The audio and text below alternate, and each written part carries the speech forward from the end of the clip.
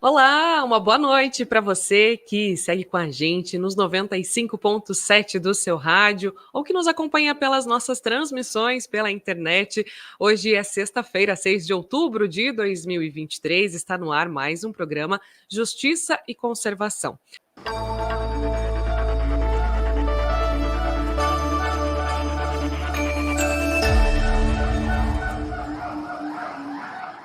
Para falar sobre o que esperar da COP28, eu tenho aqui um convidado muito especial, Carlos Bocui, presidente do PROAN, o Instituto Brasileiro de Proteção Ambiental. Carlos, boa noite. Então, prazer estar com vocês para falar de novo um pouquinho mais sobre antropoceno, essas dificuldades que a humanidade encontra nessa encruzilhada onde o desenvolvimento ele não ocorreu, né? E nós tivemos um processo de grande crescimento, mas não realmente desenvolvimento. Aí faltou sustentabilidade. E a COP 28 vai trabalhar exatamente isso, né? É o estado da arte da sustentabilidade na questão climática. COP que começa no dia 30 de novembro, vai até 12 de dezembro, mas que tem como local justamente já uma polêmica. O fato de ser nos Emirados Árabes Unidos tem gerado e já gerou muita discussão, justamente por ser uma região petroleira, uma região que explora combustíveis fósseis. Como que você avalia, Carlos, o fato de estarmos levando a discussão para essa região? Olha, o que é claro para nós é que de alguns anos para cá, o setor de combustíveis fósseis, percebendo que ele estava duramente ameaçado no seu mercado, exatamente porque o avanço de acordos internacionais com relação à mudança climática poderia retirar a capacidade econômica do setor, tá? O que é óbvio. Nós temos que parar de explorar combustíveis fósseis. Então, de algum tempo para cá, começou a haver uma reação política, corporativa, não só dos países produtores de petróleo, mas também das próprias empresas produtoras de petróleo, no sentido de lobístico, de inchar as conferências com lobistas de petróleo, de fazer sediar as conferências em países que têm a característica de proximidade pelo produto interno bruto com a exportação de petróleo. E não é coincidência que no ano passado isso aconteceu no Egito, né, que é um país bastante ligado à questão do petróleo, e esse ano acontece nos Emirados Árabes. Nem é coincidência que o sultão que conduz a conferência esse ano nos Emirados Árabes é também um dos executivos da maior empresa petrolífera da região. Né? Então, o que nós percebemos é o setor de petróleo, diante da reação contra as mudanças climáticas e as causas das mudanças climáticas, o setor está esperneando. Né? Ele está tentando manter a sua vitalidade, manter a sua permanência no mercado, apesar de todas as comprovações científicas de que o maior problema que nós temos com relação ao aquecimento global decorre da queima de combustíveis fósseis. Né? E aí, nós corremos um risco grande dessa interferência. Primeiro, que a discussão ela é colocada no plano não da eliminação, mas sim da diminuição dos combustíveis fósseis. Esse é o primeiro ponto. E faz uma grande diferença para a política pública quando você fala em eliminar ou quando você fala em diminuir. Né? É muito diferente. E, além disso, nós temos também a questão das falsas saídas que são colocadas pelo setor de petróleo e gás, que são, por exemplo, a retirada de gases de efeito de estufa da atmosfera, alegando uso de tecnologias que ainda não existem. Né? Então, aí sinaliza-se com uma falsa segurança para essa possibilidade de que pode-se continuar a extrair petróleo, queimar petróleo, porque você consegue neutralizar essas emissões, o que é uma balela. Você consegue retirar carbono da atmosfera em pequenas quantidades, em situações muito específicas, mas não na escala em que se dá o aquecimento global. Né? Então, o que a gente enfrenta hoje é isso. Além de uma retórica, de uma falsa segurança que tenta passar o setor de petróleo para continuar as suas atividades, ele ainda age de forma lobística, levando a conferências para países que lhe são simpáticos. E aí nós temos um problema. O país anfitrião, ele exerce uma grande influência sobre o processo decisório da conferência. Ele, como anfitrião, ele tem a capacidade de interferir, de propor, né? Então a pauta acaba sendo meio que comandada por esses países. Por isso é muito importante a participação da sociedade civil. Porém, tanto no Egito como nos Emirados Árabes, o Estado é de ditadura, é de dificuldade com os direitos humanos. Então, você tem ainda uma neutralização daquele clamor da sociedade civil que serve para alimentar as conferências climáticas no sentido de que a tomada de decisão seja feita sempre a favor, né, da sociedade, da sustentabilidade. Então, talvez o debate seja realmente prejudicado pelo fato de estarmos nessa região. E aí, a gente tem aqui um artigo que você publicou no Le Monde e que começa falando sobre sair do papel, né? Tirar as promessas do papel. As promessas têm que sair do papel. O que a gente pode esperar de análise dos países, de todas as promessas que foram feitas na última edição e que agora devem apresentar resultados ou não, né? E essas promessas, elas têm saído realmente do papel, assim, a gente, principalmente em relação ao Brasil, né? Ele tem o que apresentar de resultado? Olha, essa pergunta ela é muito boa, porque eu vejo a COP28 como um imenso cabideiro de promessas, né? As promessas ficaram lá penduradas, acumuladas em várias áreas. É interessante dizer que o Papa Francisco ele lançou uma manifestação agora no dia São Francisco, no dia 4 de outubro, em que ele coloca exatamente uma espécie de complemento ao Laudato Si, que foi aquela encíclica, né, que foi lançada à época da Conferência de Paris. E nessa manifestação de agora, o Papa ele perde um pouco daquele tom tão espiritual que tinha na Laudato Si, que era um tom de semear esperança pela fé, exatamente pelo próprio perfil de defesa da fé católica, não é? Que ele é o representante máximo. E nessa mensagem agora, ele demonstra uma certa, eu diria, um pouco de desespero, justamente diante do fato de que nós estamos à beira de um desastre ecológico global, mas os países não estão acordando para esse fato, né?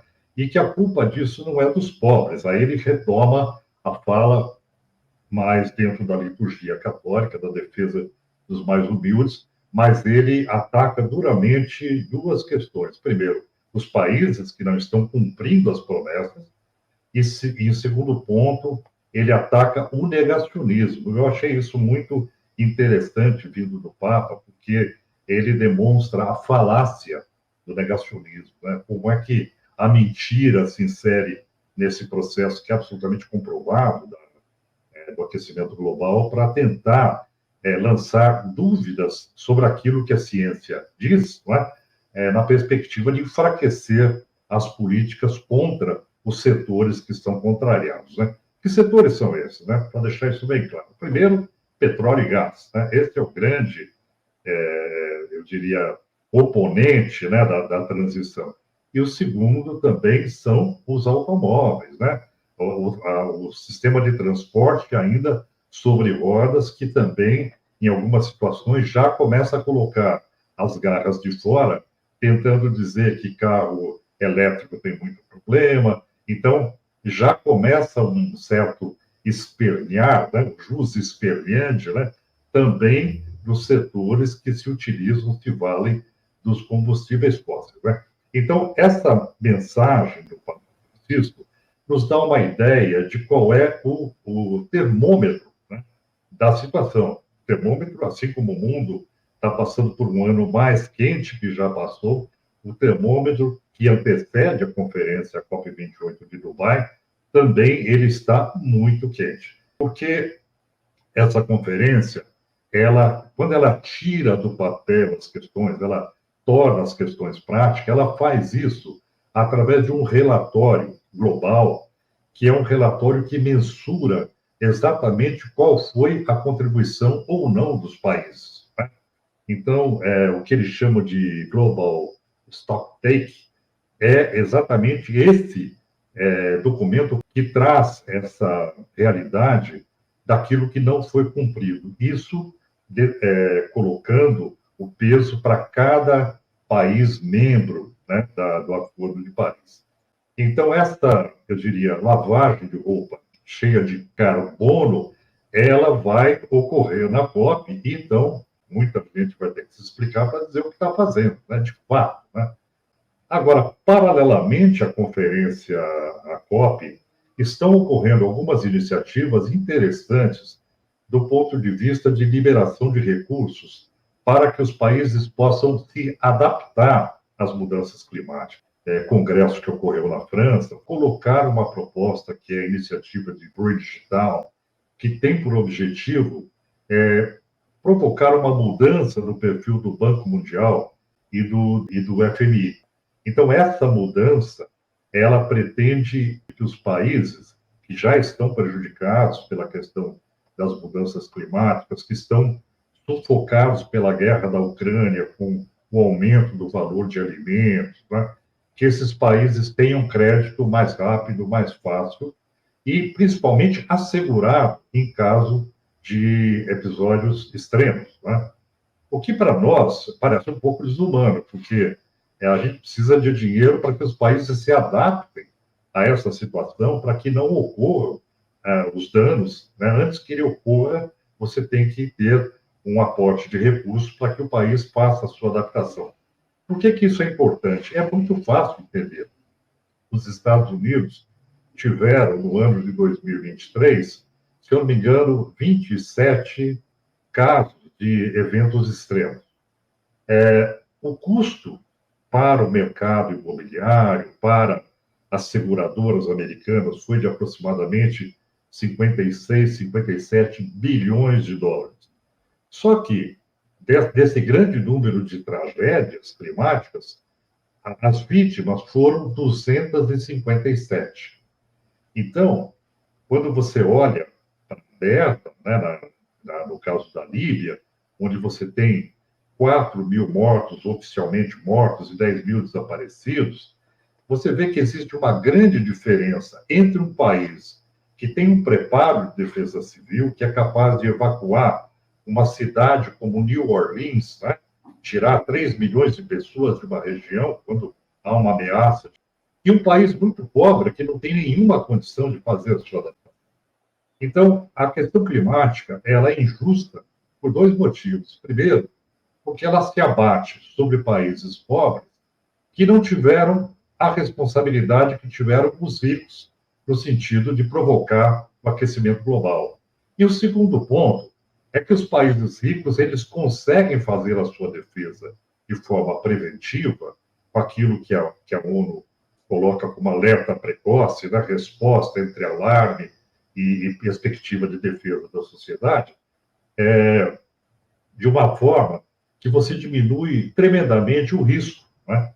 Então, esta questão me parece extremamente justa e é necessário que se aporte recurso que tenha essa facilidade para livrar esses países da miséria, reduzir juros da sua dívida, que já os está esgotando, né? E, além disso, permitir que eles façam a sua adaptação a uma realidade de risco, né? De uma sociedade de risco, principalmente para essas populações que são mais vulneráveis. Então, essas iniciativas de uma nova visão da economia para dar sustentação para os países em transição é absolutamente necessária. Lembrando que o mundo gasta 3 trilhões, de 2 a 3 trilhões de dólares em armamento por ano, né? E o que se pede para fazer essa transição, para socorrer os países e fazer a sua transição, é 200 bilhões de dólares. Quer dizer, aproximadamente 8% do gasto anual em material bélico e manutenção de exércitos, né? Não é muito, e a causa é justa. Sem dúvida, né? É uma causa que impacta todo mundo. E aí você trouxe um ponto importante falando sobre a questão econômica, porque na reunião de preparação, né, preparatória lá para a COP28 na Alemanha, a gente já teve uma indicação de uma divisão de interesses, eu diria assim, enquanto as nações da União Europeia sugerem uma força de alternativas de mitigação dos efeitos de mudança climática, os países latino-americanos que estão, né, numa situação financeira um pouco mais delicada, insistem na importância do financiamento, né, nessa necessidade financeira. É possível esperar uma conciliação de interesses a partir dessa COP? Eu estou esperançoso, né, de que isso aconteça. Agora, é preciso olhar para a realidade hoje geopolítica global, né? Você tem uma oposição sistemática entre Estados Unidos e China, que, na verdade, se amam e brigam, porque um faz o comércio para o outro, é uma relação bastante interessante, mas existe uma luta pela hegemonia econômica, então ninguém quer abrir mão do seu PIB recheado de carbono. A China quer explorar carvão e tem uma grande proposta de exploração de um grande potencial de minas de carvão, e os Estados Unidos têm propostas para a extração de petróleo, inclusive com o projeto Willow, né, que vai para a região do Ártico, né, para a extração de petróleo. Então, o que acontece é que você tem essa situação de contraposição de países que lutam por uma hegemonia econômica. Você tem a situação de beligerância entre Rússia, né, que invadiu a Ucrânia, e aí isso está levando a uma polarização Oriente-Ocidente muito forte. Isso faz com que os países não abram mão do seu PIB recheado de carbono e nem queiram aportar recursos porque eles têm preocupações de segurança doméstica, né? Então, essa realidade nos remete a uma situação bastante fácil de compreender. Sem um estado de paz, a prerrogativa, a escolha, vai ser sempre a escolha doméstica, do problema que o país enfrenta, no sentido de defender os seus interesses e da sua população. Uma posição doméstica, individualista. E, então, esta ausência de paz impede que a humanidade se volte para a expectativa de atendimento aos interesses que são os interesses maiores da sociedade humana. A paz é um elemento essencial para a transformação. A paz é um elemento essencial para essa questão da transição energética. E nós vamos enfrentar uma COP que ela vai estar configurada com essa polarização entre os países, não é?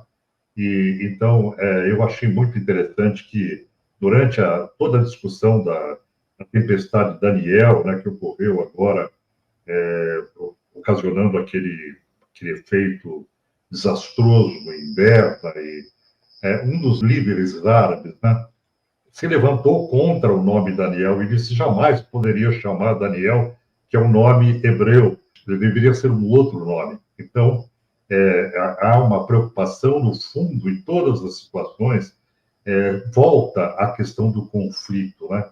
O conflito Israel-árabe, do conflito Rússia-Ucrânia, do conflito China-Estados Unidos. Quer dizer, por trás do pano de fundo, o que se senta à mesa de discussão é essa intenção, né? Essa intenção que ainda não se libertou das questões domésticas, porque não tem ainda a dimensão do que representa a tragédia futura do aquecimento global. Por que isso acontece? Porque os governos, eles governam para 4 anos, 5 anos, né? Você tem normalmente no processo de gestão não uma política continuada, permanente, ela muda rapidamente, como moda primavera-verão, quando muda o governo, né?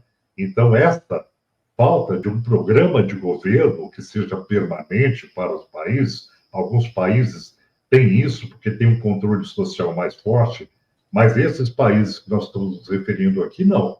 Então, você acaba tendo essa intempestividade climática e uma intempestividade política que não consegue se acertar para fazer aquilo que é justamente o mais importante, o mais necessário para a sociedade. Ao invés de se olhar para os interesses em comum, acabam se olhando para as diferenças, né, e aí a discussão não sai do papel, é essa necessidade de tirar as promessas do papel, como você bem citou. Tem participação de ouvinte, espectador por aqui, a Cíntia Bresser, que, iniciou dando uma boa noite para a gente, agradecendo pela temática, e ela pergunta sobre a possibilidade da participação da sociedade civil, né, ela pergunta se existe algum documento sendo elaborado por instituições brasileiras para ser encaminhada para a COP28, se ainda dá tempo, né, de participar de alguma iniciativa que leve esse apelo mais popular. Você conhece algum documento nesse sentido, Carlos? O que eu queria chamar a atenção da Cíntia é o seguinte, Cíntia, a conferência de Glasgow, ela foi fantástica, porque ela foi um período pós-Trump, né? Estados Unidos, Trump saiu do cenário, então Glasgow foi uma festa para a sociedade civil, para as comunidades indígenas internacionais, para as ONGs, foi realmente um momento de muito barulho, bom barulho, no sentido de cobrança. E quem está lá dentro da conferência, os delegados, dos diversos países, é claro que eles vão sentir a pressão das ruas no local. Né? Agora, o que se faz num país onde a liberdade de expressão dá cadeia? Os Emirados Árabes, é o caso do Egito. Então, essa sequência de países autoritários, não democráticos, que estão sediando as conferências, está levando a esse esvaziamento. Agora, para onde vai a conferência? O ano que vem. Bom, a conferência do ano que vem provavelmente vai para a Austrália. A Austrália é um país democrata, mas também é um dos maiores queimadores e exportadores de carvão, ficando aí atrás da China. Né? Então, essa sequência de países ligados a petróleo, depois um país ligado à economia umbilicalmente ligada ao carvão, é uma situação que, para a sociedade humana, não interessa. Né? É por isso que é muito importante o Brasil sediar a COP30, que o Brasil vai estar nessa perspectiva de um país que é cheio de biodiversidade, né? Detém a maior floresta tropical do mundo, tem um governo que faz um discurso progressista, tem se posicionado dessa forma, e isso significa que o Brasil pode retomar a liderança necessária para que a gente tenha um avanço nos acordos internacionais. Né? E aí, uma coisa muito proativa que o Brasil pode ter é na questão da visão de economia que tem sido colocada pelo presidente Lula, que está em sintonia com o que o Macron está dizendo também na comunidade europeia, está em sintonia com o que Barbados está dizendo, e talvez aí a gente pode ter uma conjunção bastante favorável no sentido de se pensar de forma mais progressista em mudar a economia para um modelo mais adequado com relação à exigência climática. Um modelo mais sustentável, né? Pois é, quando a gente fala de mudança, adaptação climática, na verdade, nós estamos falando do quê? De mudança de matriz energética, de mudança de economia, do olhar da economia, porque a economia do modelo capitalista, da forma como se coloca, ela acaba concentrando lucro, sendo excludente, aí você tem sempre um agravamento da situação, e ainda você tem que mudar o cérebro, né? Quer dizer, você muda o coração, o metabolismo e o cérebro da humanidade, no sentido de conseguir um modelo de sustentabilidade. Né? Eu diria que é uma situação de transformação, de tal transformação, que a gente pode considerar que ela seja impossível. Né? Mas ela é inevitável, porque ou você faz a transformação, ou não haverá saída para a humanidade. Trazendo a discussão aqui para o Brasil, Carlos, acho que entramos aí, né, nessa esfera, como o Brasil vai para a COP28? A gente teve a participação do presidente Lula recentemente na ONU, os temas ligados ao meio ambiente estão sempre em pauta, primeiro por causa de tudo que a gente está vivendo no país, né, as chuvas no sul, a seca na Amazônia, são diversos momentos aí que a gente tem enfrentado, que já são reflexo de todas as mudanças que a gente, seres humanos, né, tem causado no meio ambiente. Existem algumas promessas, né, algumas intenções de diminuição de emissão de gases, enfim, mas o que a gente leva de fato, né? Como o Brasil chega à COP28, como ele está sendo visto por lá?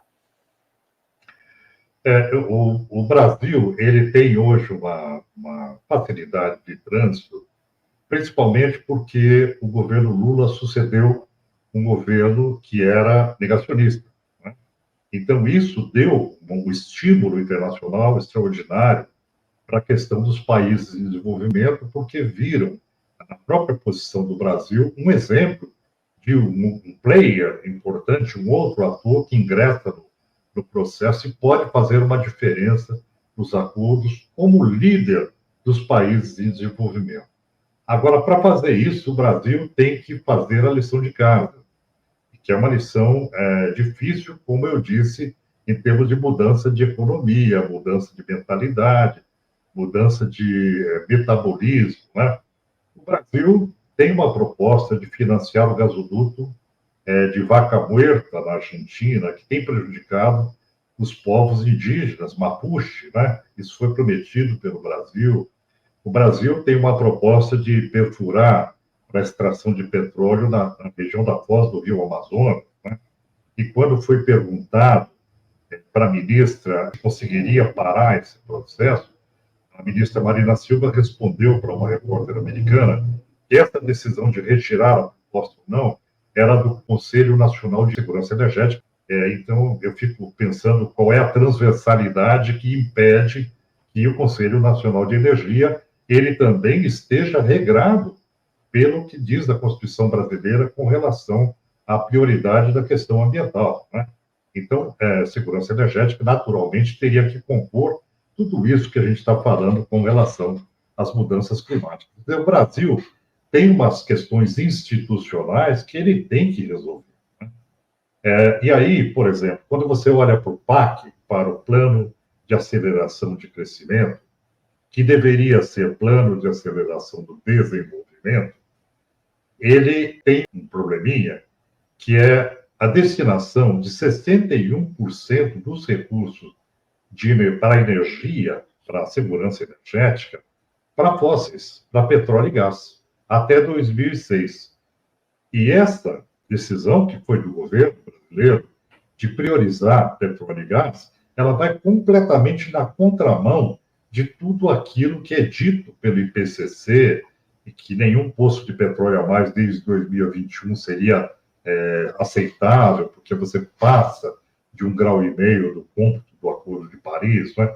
Então, essas questões internas, o Brasil ainda tem que resolver, além do problema de emissões decorrentes da alteração do solo, né?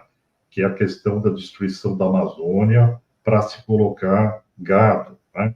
E também para se colocar commodities, produtos agrícolas. Então, o Brasil tem essa lição de casa interna para que ele tenha coerência quando ele for fazer um pedido de transição, né? Os planos de governo do Brasil, eles teriam que ser melhor calculados, eles deveriam estar com um andamento mais avançado. Por exemplo, a gente fala, o Brasil está conseguindo conter o desmatamento da Amazônia. Caiu 66%. 66% do quê? De um governo que era um absoluto descontrole. A verdade, o Brasil está voltando à mesma posição de 2018. Quando não é satisfatório, na verdade, né? A gente tem que baixar muito mais. A gente está retomando o que já era usual com a presença do Estado, com a presença do IBAMA. Então, ainda hoje, o desmatamento da Amazônia é 1,2 campos de futebol por minuto. Hoje, esse é o índice de cálculo do desmatamento da Amazônia. É muito elevado, né? O ano passado, o Brasil desmatou 43% do desmatamento global das florestas tropicais, foi nosso aqui do Brasil, altíssimo, né?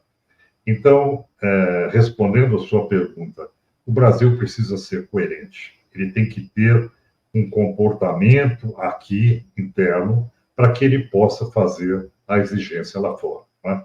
Então, o governo Lula tem que ter essa cautela de ter essa persona, essa personalidade daquilo que ele representa no discurso. Falando sobre o Acordo de Paris, né, a gente tinha lá um limite de aumento da temperatura estabelecido de 1,5, mas as últimas análises têm mostrado que a gente deve chegar a 2,4, até 2,6. O Acordo de Paris, ele pode entrar na discussão da COP também, né? E formas de atingir as promessas feitas para ele também podem ser discutidas lá? O que se espera, né, dessa conferência é que os países se comprometam a fazer a redução necessária para manter 1,5 graus. 1,5 graus é mais ou menos, Ana, o que nós temos hoje, né? Esse aquecimento... Já chegamos, né? Pois é, não chegamos, nós chegamos pontualmente, não chegamos na média, né? Uhum. Aliás, eu queria falar sobre média. Média é um perigo, né? O sujeito perguntou para o pescador, eu quero atravessar o rio aqui, qual é a média de profundidade? A média é 1,5 metro. Ele entrou e morreu afogado, porque naquele local era muito mais profundo, né? A questão é que o Brasil precisa fazer o cálculo do que significa para o Brasil 1,5 graus de média global. Primeiro, você tem um planeta com 75% de superfície coberta por oceanos. Então, a média global, ela sempre vai ser muito mais amena, porque você tem essa atenuação da superfície líquida. A média de 2,4, 2,3, que é o alerta bastante duro que o IPCC está fazendo agora, representa para o Brasil uma realidade na plataforma continental de 4 graus a 4,5 graus, aproximadamente. Então, isso significa que quando você fala de um calor de 42 graus, nós estamos falando de 46, né? O organismo humano, quando passa de 36 graus, ele fica no estado de desconforto. E aí, quando ele não é refrigerado, ele começa a colapsar, né? E isso gera um problema enorme para a sociedade humana em geral, principalmente para os mais idosos, que a capacidade de resistência a vulnerabilidade é maior, né? Então, essa realidade para o Brasil, do que representa o que é proposto no Acordo de Paris, e também para os outros países mais vulneráveis, tem que ser dimensionado em termos de vulnerabilidade que nós vamos enfrentar, né? E a cobrança do Brasil, nesse sentido, ela deve ser muito mais firme, muito mais dura, para que os países como Rússia, Estados Unidos, China, Índia e o próprio Brasil façam a lição de casa, e o Brasil, no caso, para diminuir o desmatamento, as queimadas, mas os outros países façam essa transição com mais velocidade, né? Com aquilo que está sendo proposto. A Agência Nacional de Energia coloca que a diminuição de combustíveis fósseis no mundo até 2030 tem que ser de 25%, para que você consiga ainda ficar dentro do Acordo de Paris. Eu, quando li a notícia, eu achei que 25% era pouco, porque você tem um crescimento contínuo, né?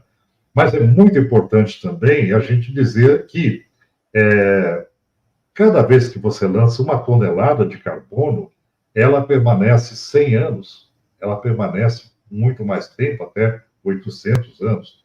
Quando você emite metano, que é muito mais agressivo, 20 vezes mais agressivo do que o próprio dióxido de carbono, ele permanece 30 anos, 20, 30 anos. Quer dizer, toda medida que você toma agora, ela é cumulativa. Então, se a gente começar a desacelerar agora, a possibilidade de sentir alguma diferença vai demorar um pouco, né? Quer dizer, um trabalho gigantesco para mudar essa matriz, para retirar esse peso da atmosfera terrestre, além da capacidade de suporte, né? Então, eu acho que a grande luta, né, nessa conferência da COP hoje será, primeiro, manter o 1,5 graus, que é o Acordo de Paris. Né? Quais são as metas que devem ser trabalhadas para se atingir isso? Segundo, resolver definitivamente a questão de perdas e danos, porque os países não podem mais ficar esperando como a Líbia ficou no caso de Derby, como o Brasil ficou no caso do Rio Grande do Sul, do litoral norte, do estado de São Paulo. Quer dizer, tem que haver uma ação imediata de aporte de recurso financeiro para que os países façam a sua adaptação. Né? E aí, eu insisto nesse aspecto do alerta-resposta, né? Do alerta precoce como uma prerrogativa sine qua non. Você não pode abrir mão de um processo de estabelecimento de um alerta com uma resposta eficiente da sociedade nos dias de hoje. Né? Então, eu acho que essas são as grandes questões que vão ser colocadas na conferência. Falando na lição de casa, né, dos países e esse desafio de reduzir a emissão de gases. Eu acho que esse é o nosso maior problema hoje, né? O combustível fóssil e a emissão de gases. Aí parece tão simples, né? Mas é só trocar as frotas por frotas elétricas, né? Mas é muito mais profundo do que isso. O que impede hoje? Você até comentou que hoje, inclusive, montadoras já começaram a se levantar contra, né, essa eletrificação das frotas. Ao mesmo tempo, a gente vê um pouco mais de avanço e mais veículos e mais marcas disponibilizando veículos elétricos, ainda é muito caro. Como que você vê assim esse mercado? A gente deve conseguir essa eletrificação pensando no impacto das indústrias petroleiras, que talvez elas não queiram que isso aconteça, pensando em todas as discussões que a gente tem, né? A gente pode ter essa esperança de deixar mais acessível esse tipo de veículo? Eu acho que a primeira questão é, assim, essencial, tirar o subsídio ao sistema de petróleo e gás. São 7 trilhões de dólares por ano, o dobro, o triplo do que se gasta em armamento. É concedido para essas empresas a título de presente. Né? Isso é um absurdo. E esse mesmo volume ser transferido para incentivo à transição energética, né? Para os combustíveis que são renováveis. Então, essa correção de rumos, ela tem que acontecer imediatamente. Tira o subsídio, como também tem que tirar do agrotóxico, né? E outros elementos que são um problema para a humanidade. Então, é muito importante que essa readequação da economia com instrumentos econômicos aconteça para você fazer promover uma agilidade para que o mercado possa se transformar. Eu acho que esse é o papel do Estado. A outra questão é que, quando a gente fala que o setor econômico ou as iniciativas econômicas poderão dar um jeito no problema, isso é muito difícil de acreditar, porque uma empresa ela é constituída para gerar lucro, está lá no seu estatuto social. Gerar lucro é o objetivo, e quando a empresa é grande, distribuir dividendo para acionistas. Tá?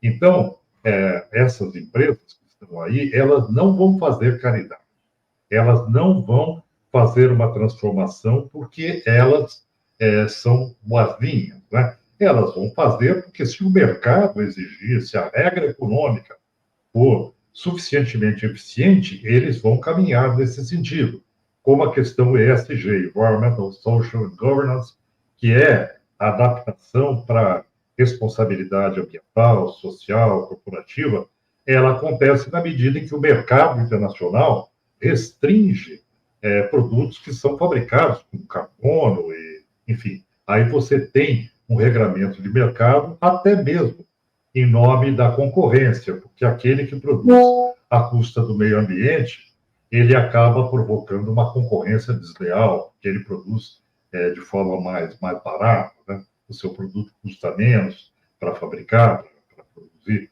Então, a OCDE, né, a Comunidade Europeia, estão corretos quando trabalham um caminho no sentido de colocar esse regramento. Então, é muito importante essa transformação da economia para uma economia responsável. Agora, qual foi a saída, né, que se pensou para a economia de baixo carbono? Foi vender crédito de carbono. Então, uma empresa, ela emite X e ela vai lá e compra o crédito de carbono, porque ela mantém lá uma floresta que fica lá como uma garantia de sequestrar esse carbono. E Mas a gente desculpa te cortar, mas eles usam muito isso, inclusive, né? Nós compensamos todo o carbono gerado, né? Tem muito isso que se tornou marketing até, né, para muitas empresas. Então a pergunta é: essa floresta que está lá, que você está usando para sequestrar o seu carbono, ela não estava antes, né? Ela fazia parte do metabolismo do planeta? Ela é nova? Foi você que colocou lá para garantir o seu crédito de carbono? Certamente que na maioria não. Né? Então, esta lógica de compra de créditos de carbono para manter uma floresta que já realiza essa função é alguma coisa questionável do ponto de vista de despressurização do processo que está se tornando insustentável no planeta.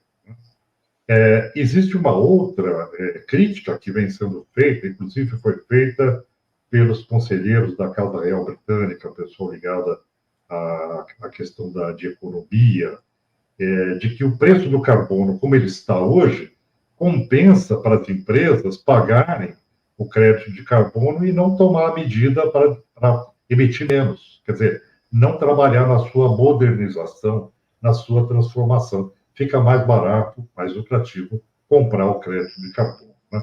Então, essas questões têm que ser todas pensadas nesse momento agora que a gente está vivendo de transição e onde o Papa Francisco colocou muito bem isso, você está muito próximo do ponto de ruptura. Né?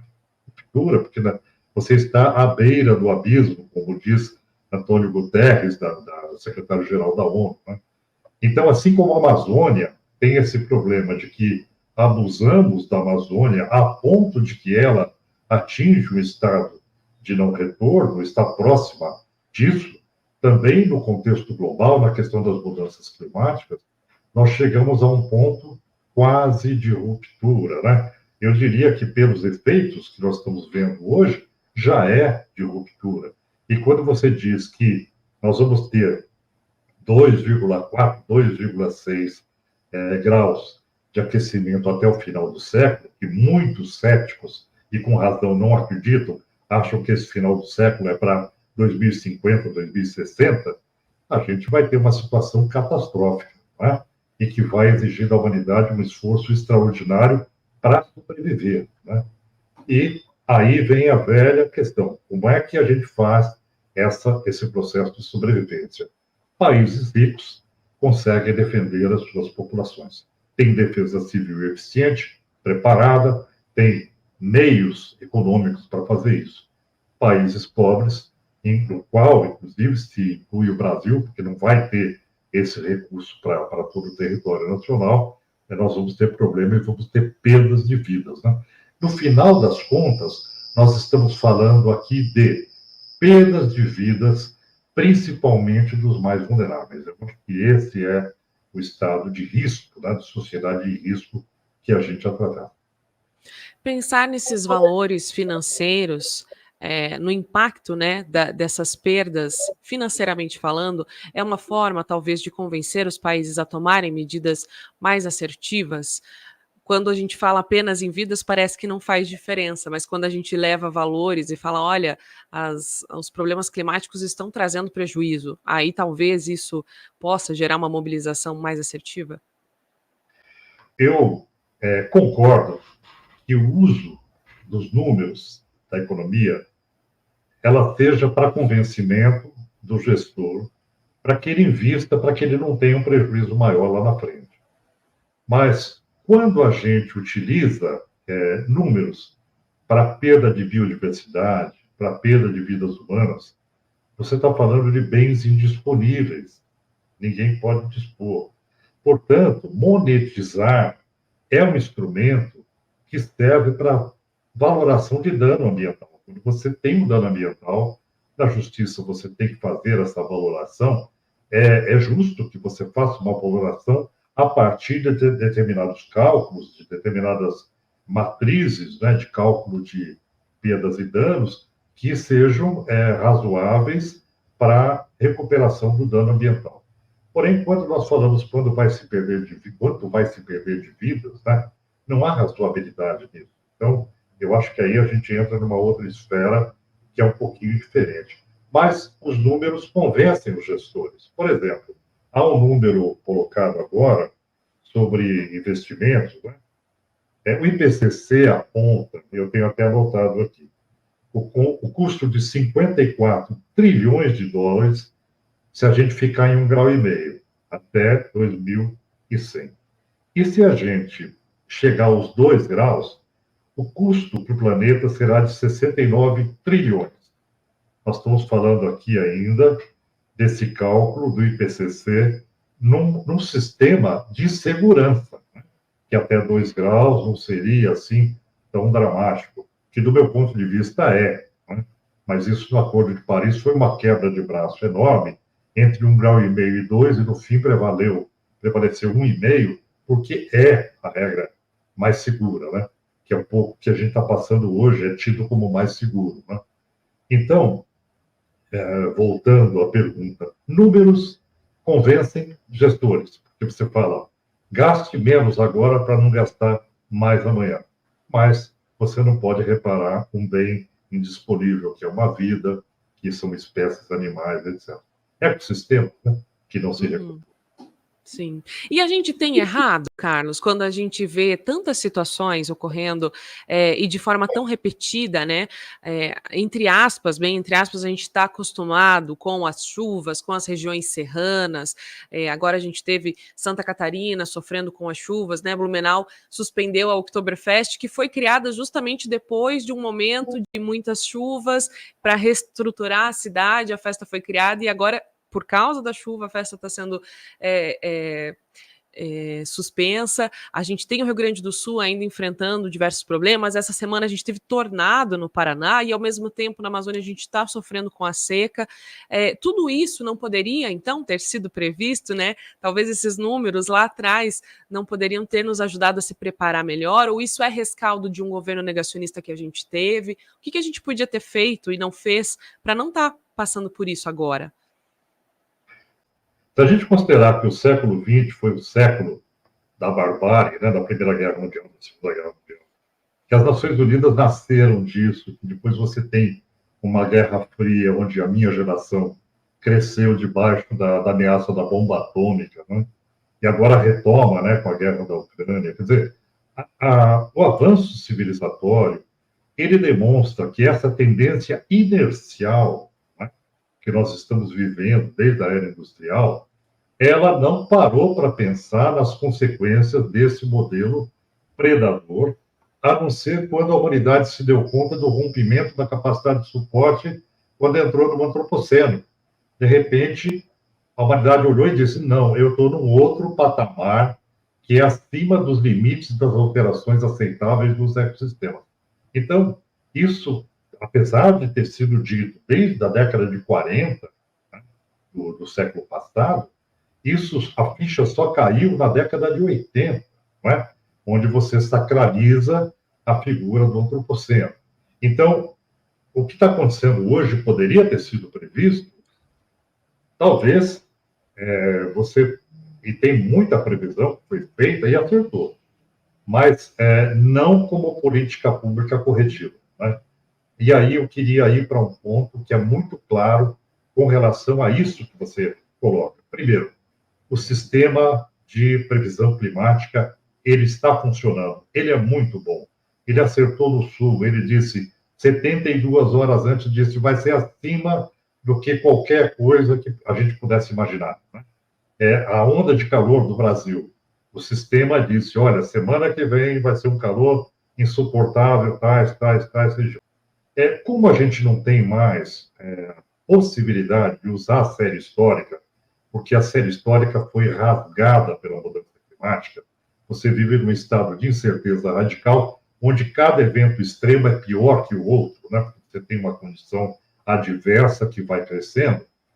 Então, esta expectativa que a sociedade tem hoje é que a gente crie um sistema de alarme, resposta da sociedade que seja eficiente, como os Estados Unidos têm instalado e está funcionando e salvando vidas, né? É um país mais rico, com mais recursos. Agora, para que se faça isso, o governo federal tem que investir fortemente na capacitação da defesa civil brasileira, né? E aí, uma defesa civil que não seja relegada a um gestor nomeado pelo prefeito que não tem nenhum conhecimento da área, mas alguém que tenha preparo ou esteja muito bem assessorado sobre áreas de vulnerabilidade, riscos associados, que você tenha a capacidade municipal, através dos legislativos municipais, de leis municipais, de organizar a sociedade de risco, aquela que está lá instalada numa área de risco, para que ela continuamente funcione como uma organização cobrando o governo das verbas que ela tem que ter para contenção de encosta, para deslocamento de populações, que ela tenha o direito de ter estabelecido um sistema de alarme e resposta, de fuga, né, rota de fuga, de local de abrigo, ou seja, você tem que criar um sistema onde esse sistema ele seja bem articulado entre o alarme e a resposta da sociedade, né? Então, é isso. Nós temos que trabalhar isso com muita insistência. E nós estamos muito atrasados nesse aspecto, né? Então, além da questão da mitigação, é muito importante que o Brasil mergulhe de corpo e alma na possibilidade de trabalhar esse processo de adaptação para curtíssimo tempo. Carlos Bocui, presidente do PROAN, o Instituto Brasileiro de Proteção Ambiental. Carlos, muito obrigada por estar aqui com a gente nessa sexta-noite, por tanta informação, tanto conhecimento. Obrigada por compartilhar com a gente. Uma boa noite para você, um bom fim de semana. Boa noite, eu que agradeço e voltamos no futuro com mais conversas sobre o antropoceno. Voltamos, com certeza. E a você que nos acompanha pelos 95.7 do seu rádio ou então pelos nossos canais na internet, muito obrigada pela companhia nesta noite de sexta-feira. A gente tem os trabalhos técnicos de Guilherme Olímpio, João Marcelo Leal e Mayala Fernandes, e o programa Justiça e Conservação tem o apoio de Melíponas, RT Bioplásticos e também do Instituto Legado. Além, claro, do seu apoio, né, que nos acompanha, que nos dá audiência, que compartilha os nossos vídeos, que divulga as nossas informações. E assim a gente segue fazendo a diferença. Uma boa noite para você, um ótimo fim de semana. Segunda a gente está de volta.